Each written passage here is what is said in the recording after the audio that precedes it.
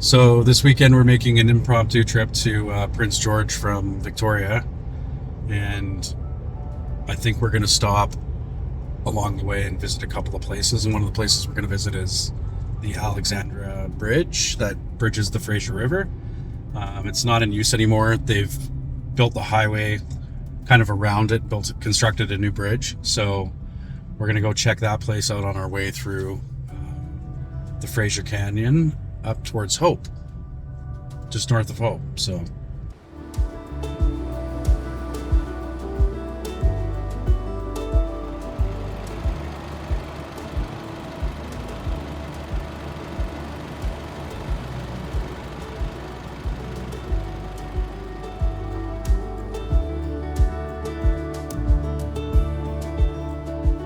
the British Columbia coastline is one of the most beautiful in the world. There is nothing quite like it on our planet, and it is definitely something to see. I think I take for granted just how great it really is, since I live here and have done so for my whole life. It doesn't seem to matter where on the coast you are. It inspires a sense of adventure, whether on a ferry boat or exploring local beaches. Forgetting about my career and responsibility, if only for a weekend, definitely helps me recenter myself. Don't get me wrong, I love what I do, but finding the balance is important. Not taking for granted the people in our lives and showing up every day is equally so.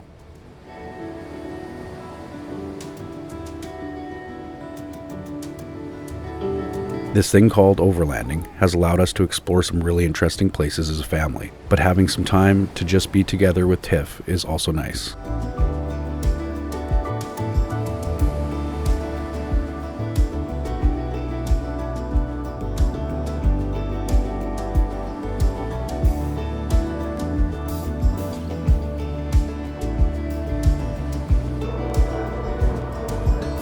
Traveling with Tiffany and no kids doesn't happen often, and it's nice to spend some time together, just me and her. It is something I think we need to do more often, as she works so hard to provide a wonderful life for the kids and myself, while asking for nothing in return.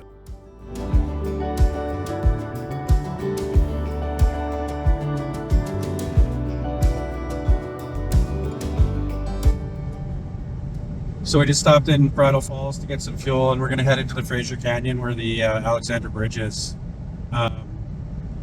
It's a pretty cool place. It's got a lot of tunnels that go through mountains, and it's a pretty nice drive if you haven't been through this part of BC. What's the highway number? 1. Highway 1. So, yeah. It's a nice place. You should drive the Fraser Canyon if you have a chance.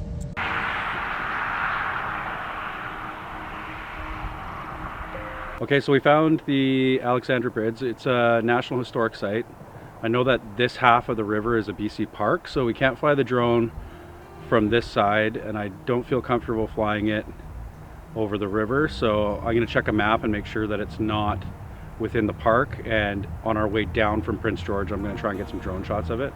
But for now we're going to go down and check out the bridge, scope it out. It's not too far from the parking lot, so it should be all right.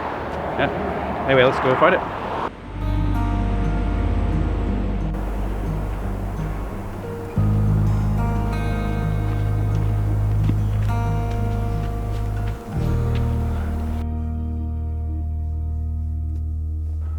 Do you even know? Yeah, go to the left. It's like 6:30 at night, so I don't know. I don't know when it gets dark around here. It's 7. It's 7? It's 7. It's 7. So we're walking down to the bridge. Here's another one. There's another tag. Oh yeah? Hang on, I'll turn this around and get a shot of it. Oh yeah. Interesting. Yeah, they're everywhere, eh? There's all these hearts, orange hearts, and I suspect that it's for the Indigenous children with the residential schools. I suspect that's what they're here for. Does that one say? Some of them say things. It's a dream catcher.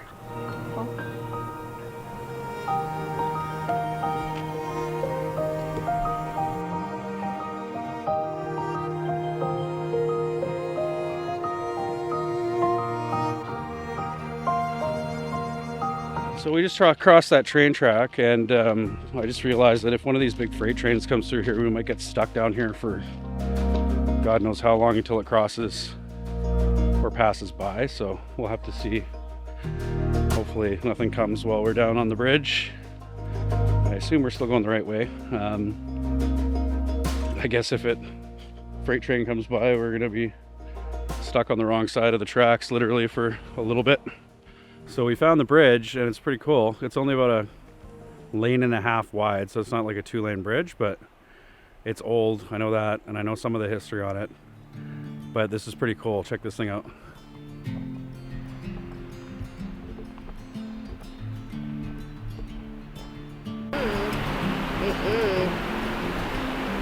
What's up? I can see through the ground. Through the deck of the bridge? Uh-huh. I can see the ground, I can see the river. It's not okay. Are we gonna go across it or what? Oh, come get this.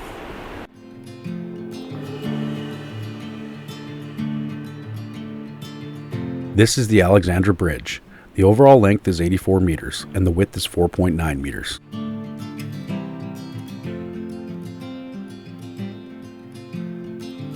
The bridge was an integral part of the reconstruction of the original wagon road, destroyed earlier by railway builders and a massive 27-meter high river flood.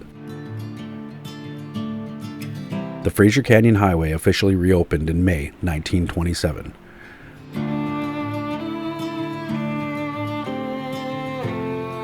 During non-winter seasons, this narrow gravel road was often blocked by washouts, slides, or freak snowstorms. What's going on, Tiff? What? I'm scared. Why? I don't like heights.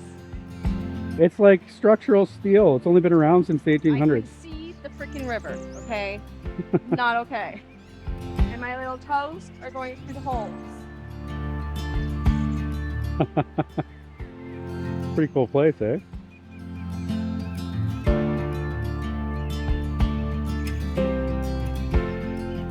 Paved but not widened in the mid-1930s, passing oncoming traffic often required backing up to the nearest pullout, since the bridge could not handle rigs longer than 9.1 meters.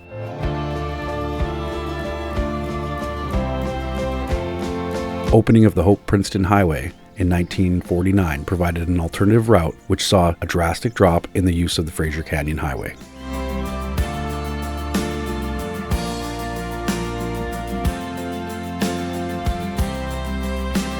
In December 1945, tolls were removed, and in 1949, a new type of steel grid deck was installed and is still visible on the bridge today.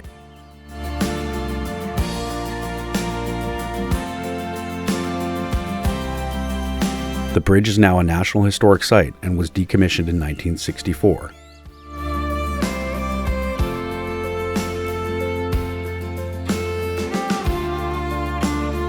Since 2009, Sputsum First Nations and the New Pathways to Gold Society have led a coalition to preserve the structure. Using a $900,000 grant from the provincial government for the first step, work began in 2022 on what was likely to be a 3 to 5 year project.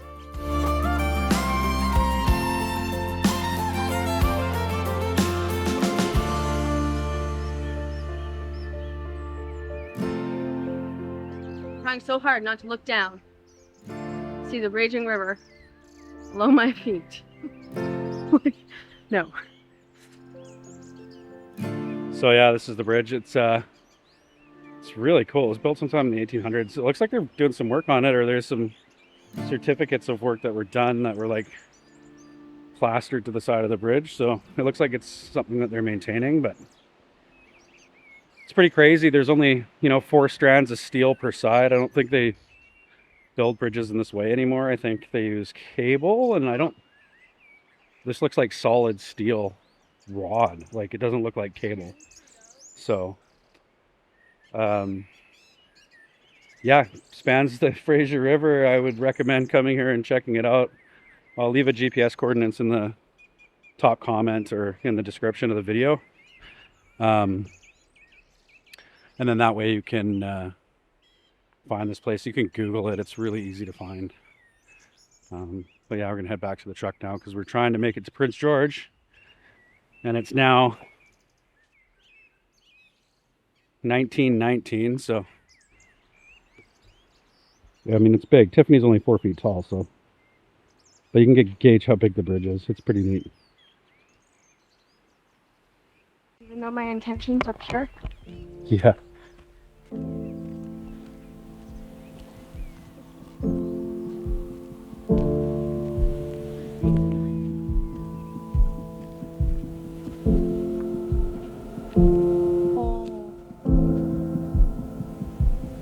As teachers, we vow to honor and share your stories with our students. We will never forget those wrongs. The Canadian Indian Residential School System was a network of boarding schools for Indigenous peoples. The network was funded by the Canadian government's Department of Indian Affairs and administered by Christian churches. Over the course of more than 100 years, around 150,000 children were placed in residential schools across Canada. By the 1930s, about 30% of Indigenous children were attending residential schools. The schools were intentionally located at substantial distances from Indigenous communities to minimize contact between families and their children. The last federally funded residential school, Kavilik Hall in Rankin Inlet, closed in 1997. The residential school system harmed Indigenous children significantly by removing them from their families, depriving them of their ancestral languages, and exposing many of them to both physical and sexual abuse.